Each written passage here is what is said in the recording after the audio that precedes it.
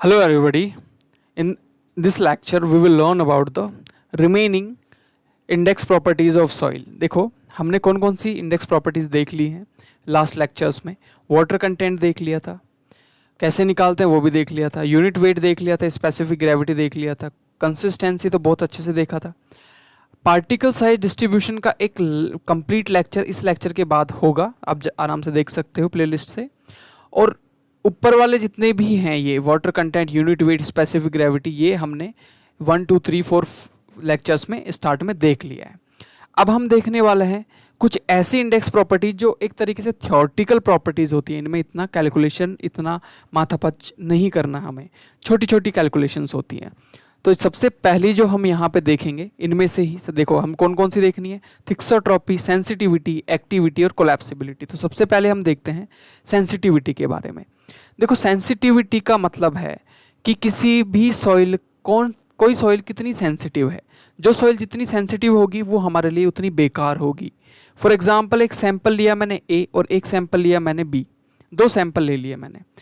एक सैंपल को आके मैं खोद देता हूँ मतलब उसको ऑल्टर कर देता हूँ, और बी को भी आके खोद देता हूँ। जो ए है वो अपनी स्ट्रेंथ को लूज कर देती है, शेयर स्ट्रेंथ लूज करती है, लेकिन बी नहीं करती है। तो आप मुझे बताओ कमेंट सेक्शन में, ए अच्छी है कि बी अच्छी है? ऑफ कोर्स बी अच्छी है। हमें तो ऐसी सॉइल चाहिए ना जो ऑल्टर करने के बाद भी उसके पार्टिकल्स को ऑल्टर कर दे, फिर भी वो अपनी स्ट्रेंथ को एज इट इज बना के रखे। तो सेंसिटिव होने का मतलब ही क्या होता है कि जो छूने पे क्या करे, रिएक्ट करे। मतलब तो थोड़ा सा ऑल्टर किए और वो अपनी पूरी की पूरी टेम्पर को ही खो दे, पूरे के पूरे स्ट्रेंथ को भी खो दे। तो हमें कैसी सॉइल चाहिए? मोर सेंसिटिव चाहिए। तो हम यहाँ पे मोर सेंसिटिव सॉइल लेते हैं। क्लियर? तो हमें मोर सेंसिटिव सॉइल चाहिए। तो सेंसिटिविटी का मतलब समझ में आ गया होगा कि सेंसिटिव सॉइल का मतलब क्या होता है। कुल मिला के जो बात मैंने यहाँ पे इस पूरे के पूरे थ्योरेटिकल पार्ट में लिखी है वो मैंने बता दी है बोल के। पूरे की पूरी बात वही होती है कुल मिला के। ठीक है, लेमन लैंग्वेज में मैंने समझा दिया है। अगर कोई नंबर के टर्म में सेंसिटिविटी की बात करें तो देखो सेंसिटिविटी जितनी ज़्यादा होगी उतनी हमारे लिए सॉइल बेकार है। तो कितने से कितने तक होना चाहिए? हमारे यहाँ पे नॉर्मल 1 से लेके और 4 तक, या फिर बोल दो कि लेस देन 0 से लेके 0 पॉइंट कितना भी हो सकता है और 4 तक चलता है। लेकिन 4 से ज़्यादा सेंसिटिविटी है तो वो सेंसिटिव सॉइल है, वो ऑल्टर करने पे अपनी स्ट्रेंथ खो देगी। तो हमें चाहिए लेस सेंसिटिव। नॉन सेंसिटिव भी चलेगी या लेस सेंसिटिव भी चलेगी, लेकिन सेंसिटिव नहीं चलेगी, एक्स्ट्रा सेंसिटिव नहीं चलेगी, और अनस्टेबल तो बिल्कुल भी नहीं चलेगी। तो we have to clear about it कि हमें सेंसिटिविटी कितनी रखनी है, only less than 0 to 4। Clear? बस इतनी याद रखनी है आपको, सेंसिटिविटी ये है। समझ में आया गया? ओके। अगली प्रॉपर्टी के बारे में देखेंगे जो है थिक्सोट्रॉपी। ये एक गुण होता है सॉइल का। फॉर एग्जाम्पल आप एक सॉइल है, सॉइल को क्या करोगे, आके ऑल्टर करोगे उसके पार्टिकल्स को। ये अपने आप में हर सॉइल में प्रेजेंट होता है।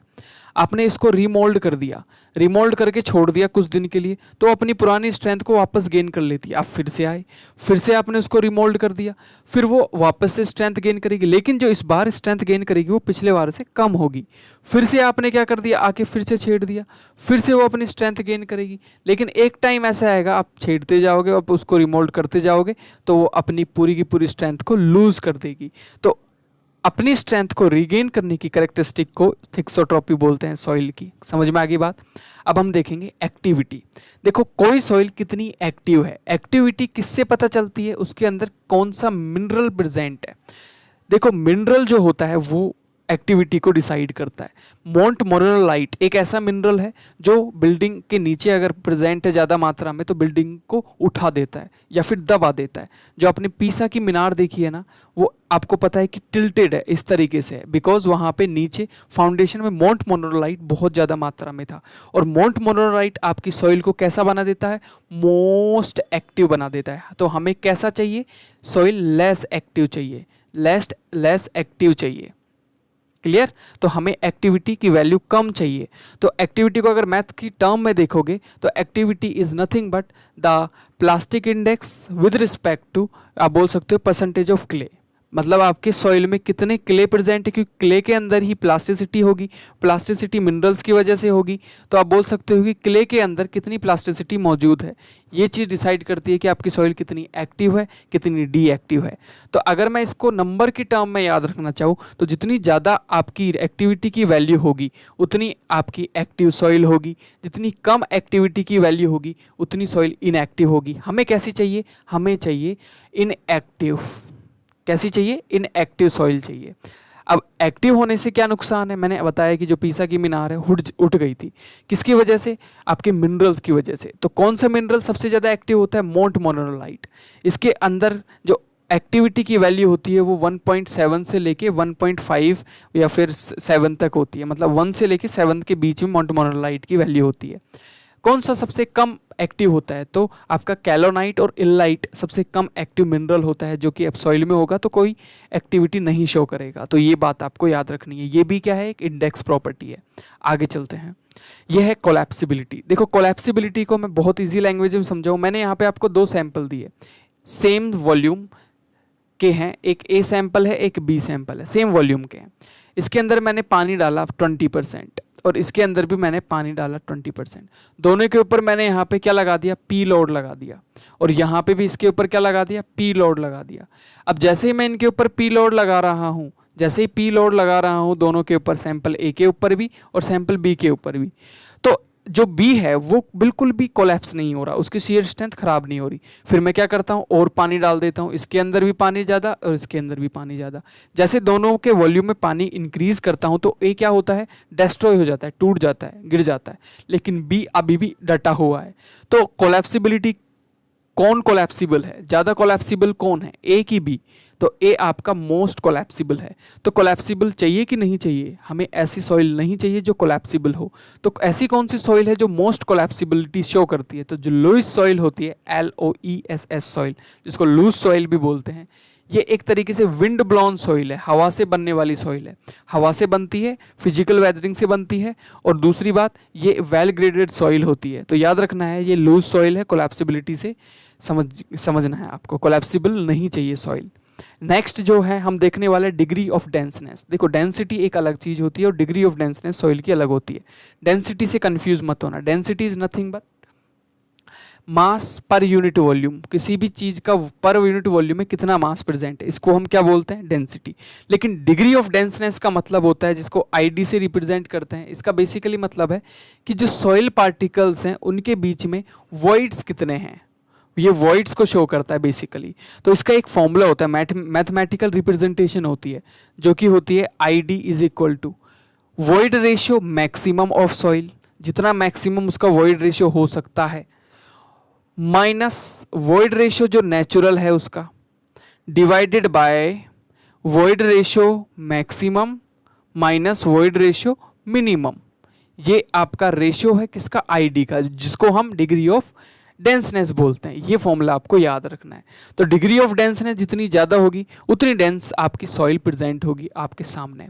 तो डिग्री ऑफ डेंसनेस कम होनी चाहिए कि ज़्यादा होनी चाहिए, ज़्यादा होनी चाहिए। जितनी ज़्यादा डेंसिटी होगी उतना हमारे लिए अच्छा होगा, उतनी उसके अंदर शेयर स्ट्रेंथ ज़्यादा होगी। सीधी बात है, जितने पार्टिकल्स पास पास होंगे उतनी अच्छी शेयर स्ट्रेंथ आपको मिलेगी सॉइल के अंदर, लेकिन कंप्रेसिबिलिटी कम मिलेगी, क्यों, कंप्रेस नहीं हो पाएगा। क्यों, कंप्रेस कौन होता था, वॉइड होते थे, तो कंप्रेसिबिलिटी कम मिलेगी। ये मैंने नोट करके भी लिखा हुआ है, ये आपको याद रखना है, क्लियर। तो कंप्रेसिबिलिटी कम मिलेगी। नेक्स्ट सबसे इंपॉर्टेंट बात, आपको मैं दो चीजें बोलता हूं, अभी एक क्वेश्चन पूछता हूं। आपके पास में एक सैंड है और एक है आपके पास में क्ले। आप मुझे बताओ दोनों में सबसे ज्यादा कंप्रेसिबल कौन होगा। आपके दिमाग में आ रहा होगा सैंड होगा, नहीं, कंप्रेसिबिलिटी ज्यादा आपकी क्ले की होती है। ऐसा क्यों होता है, ऐसा इसलिए होता है कि जो क्ले होता है उसके ओवरऑल वॉल्यूम में, अगर मैं दोनों सेम वॉल्यूम के सैंपल लूँ, सैंड के भी लूँ जिसके पार्टिकल क्या होते हैं, बड़े होते हैं, और यहाँ पे मैं ले लूँ क्ले के पार्टिकल होते हैं बिल्कुल छोटे छोटे, तो यहाँ पे देखो नंबर ऑफ पार्टिकल्स ज़्यादा होने की वजह से नंबर ऑफ वॉइड्स भी क्ले में क्या होंगे, ज़्यादा होंगे, और नंबर ऑफ वॉइड ज़्यादा होंगे तो वॉल्यूम जो होगा वॉइड का वो ज़्यादा होगा। यहाँ पे ओवरऑल वॉल्यूम क्या होगा, कम होगा सैंड का। वॉल्यूम जहाँ जितना ज़्यादा उसको उतना ज़्यादा दबाया जा सकता है, सीधी बात है। आपको मैं एक ऐसी चीज़ दूँ जिसके अंदर स्पेस है तो आप उसको दबा के कम स्पेस कर सकते हो, लेकिन जिसके अंदर स्पेस ही कम है तो कैसे करोगे। तो ये बात आपको याद रखनी है, क्ले के अंदर ज़्यादा वॉल्यूम होता है ओवरऑल। क्लियर, तो ये आपको बात याद रखनी है। समझ में आ गई होगी बात, एवरीथिंग इज क्लियर नाउ। तो कुल मिला के जो नोट पॉइंट की बात है वो ये है कि वॉइड जो होता है वो ज़्यादा होता है किसमें, ओवरऑल वॉइड की जो वॉल्यूम होता है वो क्ले में ज़्यादा होगा, लेकिन साइज जो होगा एक वॉइड का वो सैंड में ज़्यादा होगा। क्लियर, ये आपकी रिमेनिंग इंडेक्स प्रॉपर्टीज खत्म होती है। सिर्फ अगली प्रॉपर्टी जो अगले लेक्चर में आपको देखने को मिलेगी जो है particle size distribution. So please do subscribe, hit the like button, and कोई भी डाउट हो आप नीचे कमेंट सेक्शन में लिखो, I will give the solution. Thank you everybody.